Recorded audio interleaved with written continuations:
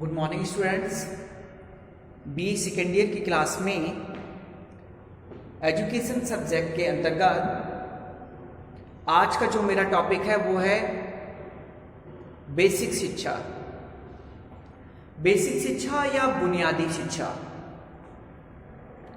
या फिर हम कह सकते हैं बुनियादी शिक्षा का आधारभूत सिद्धांत। बेसिक शिक्षा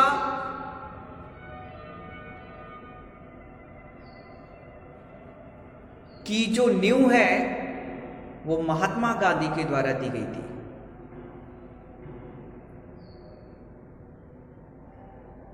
उन्नीस सौ 1937 में महात्मा गांधी ने महाराष्ट्र के वर्धा नामक जिले में बुनियादी शिक्षा की नींव रखी थी। क्या होती है बुनियादी शिक्षा, इस पे हम बात करेंगे। और बुनियादी शिक्षा के लिए कौन कौन से कार्यक्रम चलाए गए थे,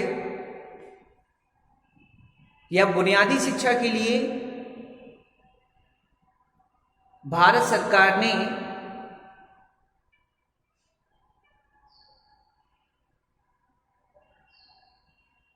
क्या योजना बनाई, इस पे हम बात करेंगे। तो बुनियादी शिक्षा क्या है, इस पे हम सबसे पहले बात करते हैं कि बुनियादी शिक्षा यानी कि बेसिक शिक्षा क्या है। बेसिक शिक्षा का यहां पर तात्पर्य है बेसिक शिक्षा का यहां पर तात्पर्य है मूल संबंधी या आधार संबंधी शिक्षा। मूल संबंधी या आधार संबंधी शिक्षा। इस प्रकार हम कह सकते हैं कि बेसिक शिक्षा एक ऐसी शिक्षा है जिससे बालक के शारीरिक, मानसिक, आध्यात्मिक, नैतिक, चारित्रिक और सांस्कृतिक शिक्षा पर बल देने वाली शिक्षा को हम बेसिक शिक्षा कहते हैं। क्या कहते हैं? बेसिक शिक्षा कहते हैं।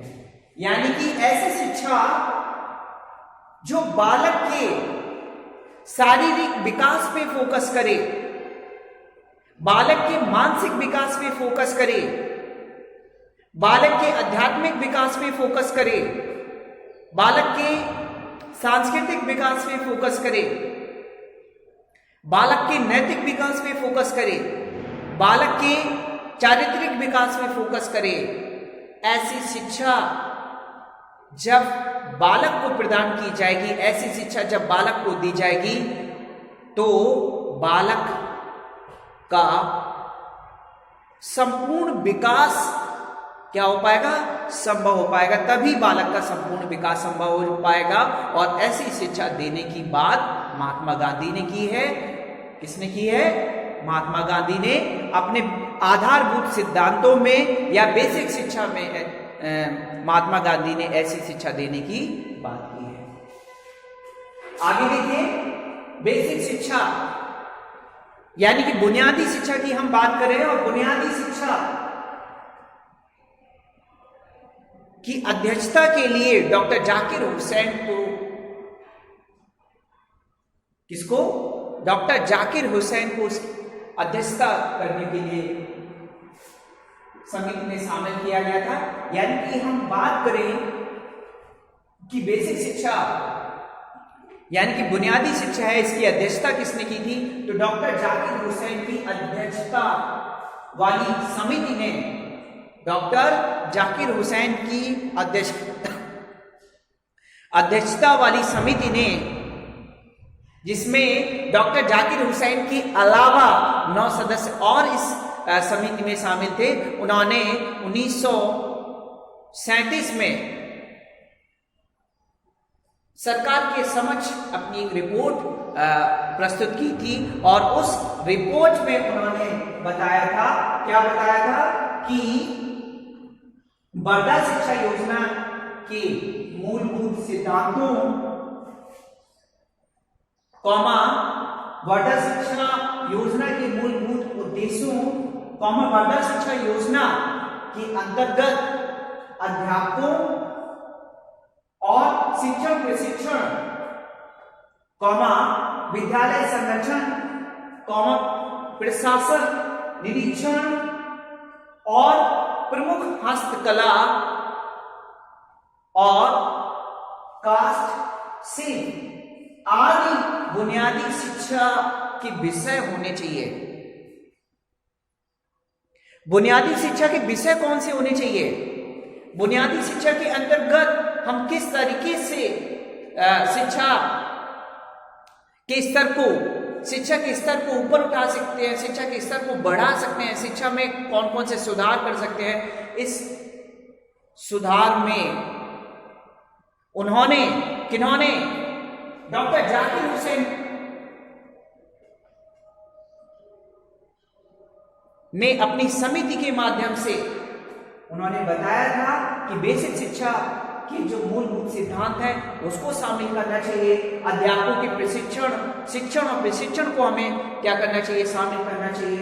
विद्यालयों के संगठन पर हमें क्या करना चाहिए? शामिल करना चाहिए। और प्रशासन निरीक्षण और हस्तकला और कास्ट शिल्प आदि बुनियादी जो विषय हैं उसको हमें क्या करना चाहिए? शामिल करना चाहिए, सुधार करना चाहिए और उसको कार्य नियोजन के लिए उसे आगे बढ़ाना चाहिए।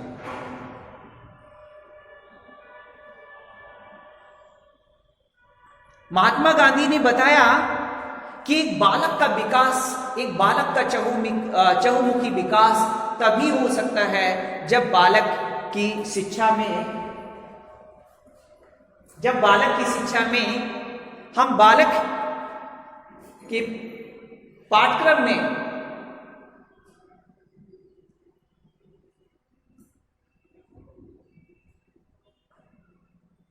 हम ऐसे विषय शामिल करें जिससे बालक अपना संपूर्ण विकास कर सके।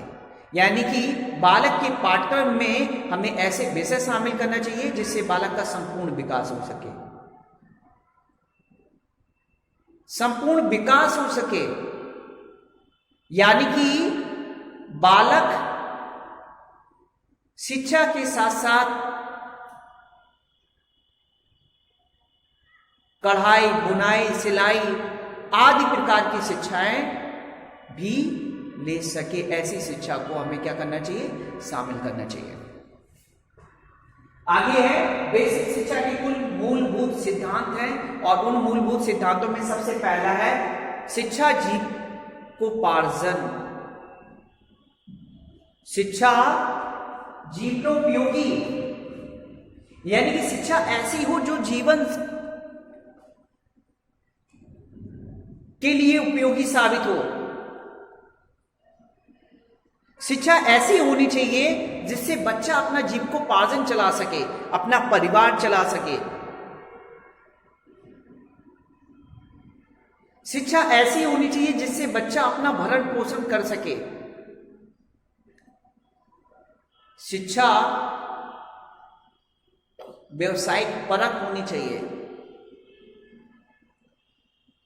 शिक्षा रोजगार परक होनी चाहिए। शिक्षा बालक को आत्मनिर्भरता की ओर ले जाने वाली होनी चाहिए।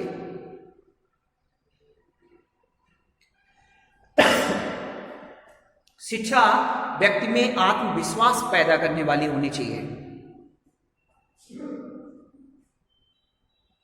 दूसरा पॉइंट है राष्ट्रीय भावना एवं नागरिकता का आविर्भाव।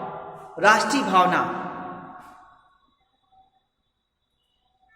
शिक्षा कैसी होनी चाहिए? बेसिक शिक्षा कैसी होनी चाहिए? बेसिक शिक्षा ऐसी होनी चाहिए जिससे बच्चे के अंदर राष्ट्र प्रेम की भावना विकसित हो सके। शिक्षा ऐसी होनी चाहिए जिससे व्यक्ति अपने राष्ट्र के प्रति प्रेम,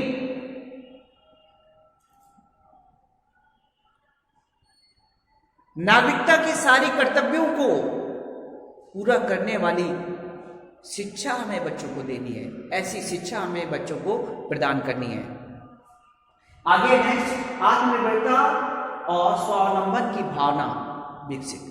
यानी कि बालक में हमें ऐसी शिक्षा देनी है, बालक को हमें एक ऐसी शिक्षा प्रदान करनी है जिससे बच्चा स्वयं आत्मनिर्भर हो सके, स्वयं आत्मनिर्भर। और स्वयं आत्मनिर्भर कैसे होगा बालक? जब बच्चा स्वयं करके सीखेगा, स्वयं अपने लिए रोजगार के अवसर पैदा करेगा, स्वावलंबन।